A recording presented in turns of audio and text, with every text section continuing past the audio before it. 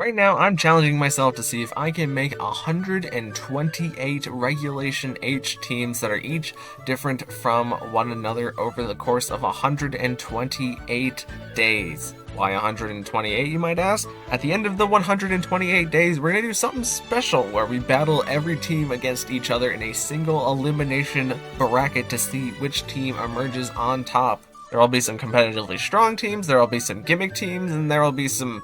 probably a good number of goofs and gaffs in there, so if you want to follow through to the end, subscribe so that you can keep up with each day. But without further ado, let's move on to day 37. Alright everybody, welcome back to another video, and in today's video, we are going to be going over a mostly poison team, because we want to be poisoning the opponent a bunch, because there's a lot of benefits to poisoning the opponent, and I want Overqwil to understand that, because it only poisons the opponent like 50% of the time. I'm just kind of frustrated with Overqwil not poisoning things enough, so we're trying to be a bad influence on Overqwil here in order to get it to poison more things. But before we get into that kind of side story, let's start talking about Gliscor, because Gliscor is going to be used in order to get up our toxic spikes, which means that once we have forced the opponent to either switch out some of their mons that aren't poison or steel types, that we can poison their Pokemon in the back. So it's nice to have toxic spikes for the late game, especially since there's pretty much no way that the opponent has to remove toxic spikes unless they have an actual poison type, and we have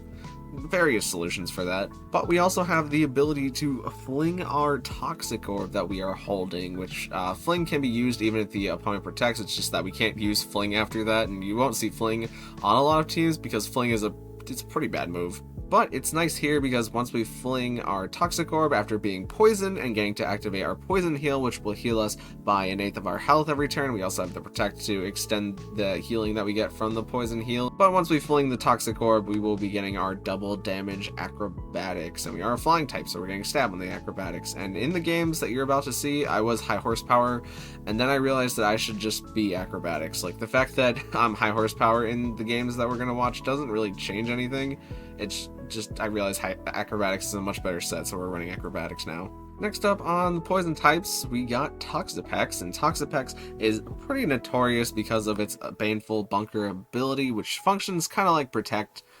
mostly like Protect, but whenever there is a contact move used on Toxapex, whenever he's using baneful bunker, it will cause the opponent to be poisoned on whatever Pokemon just attacked into Toxapex. And when we're spraying the poison around, it's nice to have the Merciless ability, which is exclusive to Toxapex as well, which means that we will always score a critical hit against the opponent whenever we are using one of our moves. And for our damage moves, we have the lunge, which can allow us to lower the target's attack by 1, which is nice for being able to stall for a little bit while the poison is taking its damage, and hopefully we're also critting the opponent. And we have the liquidation just for good stab damage, but in the long run it can also give us probably a defense drop if we're keeping Toxapex around for a really long time. And in order to help keep Toxapex around for a really long time, we're going to be clicking the recover, but we also have the leftovers, which can heal us whenever we're going for baneful bunker. And we're Terra Bug because it's nice to get some stab on the lunges, but Bug is also resistant to ground, which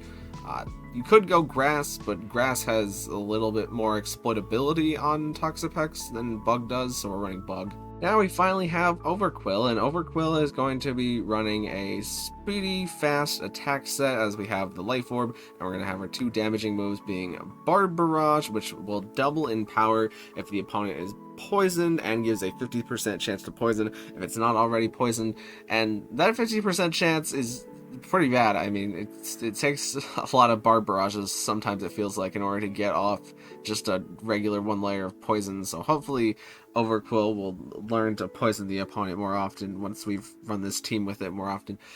But we also have the Terra Dark Crunch, just in case we want to get rid of Psychic types, since Psychic types really do threaten poison types, and Crunch is also nice for most ground types like Ursaluna, just because we'll do good damage into them. And we have the Haze, which allows us to get rid of stat drops on our own team, which I think is just Hydreigon, but it also gets rid of the opponent's stat boost and stat drops. But more often than not, whenever we're clicking Haze, the goal of clicking Haze is to get rid of the opponent's stat boost that would cause us to lose the game. And we just have Protect to keep us from getting faked out, and we're Intimidate because I guess I could be Poison Point now. Poison Point would be more thematic. but we're Intimidate, because Intimidate is nice for lowering the attack of other Pokemon. Next up, we got Salazzle, and originally I was running a Corrosion Salazzle, which would allow us to poison pretty much everything with Poison Gas, but Poison Gas was really annoying because it was missing at really crucial parts of the game. So we're just going to have Flamethrower, and we have Dragon Cheer because we have a dragon, but also the critical hit rate increases is nice for things like Overqwil and Gliscor if they're going to be on the field for a time. Having a 1/8 chance to crit the opponent whenever they maybe have a lot of defense boost is a good way to kind of help guarantee the game. But we also have the Focus Sash Endeavor strategy, which is our main way of countering things like Dondozo that want to swap in, get us down to our Focus Sash, and then we click Endeavor into them, and hopefully we can get a poison onto the Pokemon, because then that would cause them to also die in that same turn. And instead of Corrosion, since we don't have any actual poisoning moves on Salazzle, we have Oblivious, which means that we cannot be taunted, which is pretty good. And we're Terra Ghost, just we're not getting faked out. Next up, we got Dunsparce here, and the purpose of Dunsparce is to add a little bit more randomness into the game in our favor, as we are going to be the Serene Grace ability, which doubles the chance for a secondary effect to happen, and we have the Rock Slide, which is a 30% chance to make the opponent flinch, which will be a 60% chance on both Pokemon in a double battle, which can really swing the battle in your favor if you get a bunch of flinches. And since we're poisoning the opponent and hopefully getting a bunch of flinches, it means that we can chip down the opponent for a lot of good damage, as well as the Body Slam just for paralyzing things is kind of nice and good stab, and we have the Poison Jab just in case we want to go for a 60% chance to poison with the Dunsparce, and then the Tailwind for increasing our speed with the team is nice in some scenarios, as we are Choice Scarf, so if we do go for the Tailwind, we're gonna have to switch the Dunsparce out, or just hopefully let it die after maybe clicking a second Tailwind to get a free switch into something else, but I mean, that scenario is less likely. It is worth noting that even with the Choice Scarf, even running max speed onto Dunsparce, you're really not outspeeding too many things, but you're outspeeding enough things, so you gotta be a little careful with Dunsparce. And lastly, we have the Hydreigon, who is hopefully going to be our just Pokemon that we use to OHKO a lot of things. Like Steel types, we're going to be clicking the Heat Wave, and for other Poison types, we can click Stab Flash Cannon, which we get the Terra Steel, or just Draco Meteor or Dark Pulse are also good stab options. And since we have Salazzle Dragon Cheer, if we get Draco Meteor drops, we have a 50% chance to ignore those drops with a critical hit, or we could just wipe them away with Overqwil. And I mean, Dark Pulse's 20% chance to flinch probably is never going to happen, but when it does, it's pretty nice. With the choice specs, once we lock in a move that is doing a lot of damage, we're going to be stuck using that move unless we switch out, but we don't have much reason to switch out once we get Hydreigon set up, as Hydreigon is very menacing on the field, and since we're Terra Steel and Levitate, we're going to be negating our ground type weakness on Hydreigon. So yeah, that's the basic gist of the team. Let's get into some battles. Okay, so first off, we have a bit of a Trick Room team here, as they have Carbink that can set up Trick Room, and Hatterene that can set up Trick Room, and probably Slowking that can set up Trick Room, and their two heavy Trick Room pieces are the Ursaluna and the Crabominable, which are both very aggressive Trick Room pieces. So this one is going to start, they're going to lead Hatterene and Slowking here, and I'm going to decide to lead Dunsparce and Overqwil, since the Dunsparce could flinch the one that, it's hard to tell who's going to set up Trick Room here, and I kind of gamble in it being Hatterene, so I attack into Hatterene with Overqwil, and we get the super effective KO, as we see Chilling Reception come out, and now Snow is up, and Crabominable and Ursaluna are in the field, and I kind of want my two in the back to come out. We don't get the poison here with Overqwil, as we get the double flinch with the Dunsparce, which is nice. It gets to buy us an extra turn here, and the opponent just forfeits off of that double flinch, which, I mean, I think they would still had a chance, but I think our two Pokemon in the back could handle a Slowking, a Crabominable, and an Ursaluna. I don't remember what the two in the back were. I think it was Hydreigon and Salazzle, because Salazzle has the Focus Sash, and Hydreigon can be immune to Psychic type moves, but hard to say. Here we have a Snow team that has some Trick Room in the Sinistcha, the Araquanid, but they also have two rock offensive pieces that can make it kind of hard to break through this team. So they decide to lead Alolan Ninetales and Frostmoth, and I'm pretty okay with this because I led Salazzle and Hydreigon, which should pressure the ice types a lot, as we go Terra Steel and Hydreigon because I don't want to catch an ice type move, and I get that just 1 in 8 chance in order to crit the opponent, which might be better, and it might have been better for me to lock in Flash Cannon there instead of the Heat Wave, but I just wanted to be able to attack both slots, and we get to take out Ninetales at least, as the Glamora sets up Stealth Rocks, which did not expect, but it keeps us from switching out Salazzle because Salazzle wants to value its Focus Sash for as long as it can. They do Power Gem into Salazzle as they Liquidation into what was previously Hydreigon, but Toxapex takes it like a champ. And we get to Endeavor into the Araquanid as Power Gem is going to take down Salazzle. And Araquanid went for lunge, so we could have gone for the Painful Bunker there in order to get rid of Araquanid, but we just hit Araquanid with an attack instead. As now the Dunsparce is on the field, and it's going to start throwing out the Rock Slides to perhaps get a flinch, and we don't care about Toxic Debris on this team, as Frostmoth is not flinched, and it gets to get off the Quiver Dance, which means it's going to be faster than Dunsparce, and it goes for the Ice Beam this turn, and Power Gem comes out into Toxapex, but Toxapex is still taking it pretty good, and our Toxapex is physical, and we get a defense drop, which I don't think ends up mattering here, because now we get to bring in Steel-type Hydreigon, and they Bug Buzz into Hydreigon for as much damage as they can get, but it's not too much, and they do get a Spadef drop on us, but the Flash Cannon and the Toxapex follow-up Liquidation is going to pick up KO into Frostmoth here, and now it is just Glamora versus the world, as Glamora decides to stall out its own Aurora Veil for whatever reason, I guess, as Toxapex get a free recover, and we just get the Flash Cannon down the Glamora. Here we have what looked to be Indeedee Armorer's Trick Room, but they're male Indeedee, so they're more likely just relying on side spam, and they also could have like Choice Scarf Monkey, and Dragapult is a really fast offensive component that kind of messes with us leading Hydreigon. So the game begins, and I decided to lead Salazzle Hydreigon, and I did lead Dragapult here, which is the tiniest bit unfortunate, but we are at least able to take one Dragon Darts with Hydreigon, so we didn't protect with Salazzle, so we're not punished there, as we get to Flamethrower and Draco Meteor into Amoonguss in order to take that out, so we're not going to have to deal with that for the rest of the game.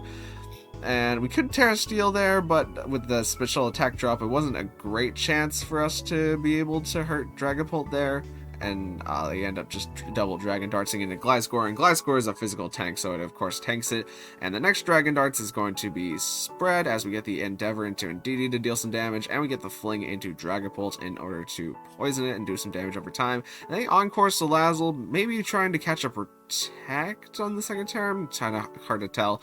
But we're just going to let Salazzle go down here to the Dragon Darts from Dragapult, as Gliscor gets a little bit more poison healing back, and now we can get Hydreigon back on the field, who's going to now Terra Steel, and the Helping Hand Dragon Darts isn't going to be able to take out either target here, which is nice, as the Dark Pulse is always going to KO Dragapult there, and what would be Acrobatics was always going to KO there, because we had already flinged our Toxic Orbs. As we now get to just Dark Pulse into Armarouge, and we would have followed up with either High Horsepower or Acrobatics, but alright, here we got Pelipper Rain with our Caledon and Basculegion, but they also have the option for Mouse Ape, and they have the Rillaboom just for good team support overall, and they decide to lead our Caledon and Pelipper, which I think is good for me because I decided to lead Salazzle Hydreigon again, and we get to do the full Dragon Cheer here, so we had a 50% chance to crit, and not only did we not crit, but the Arcaladon actually lives the Choice Spec Draco Meteor, which is not fantastic, as they Electroshock Salazzle for as much health as they can, and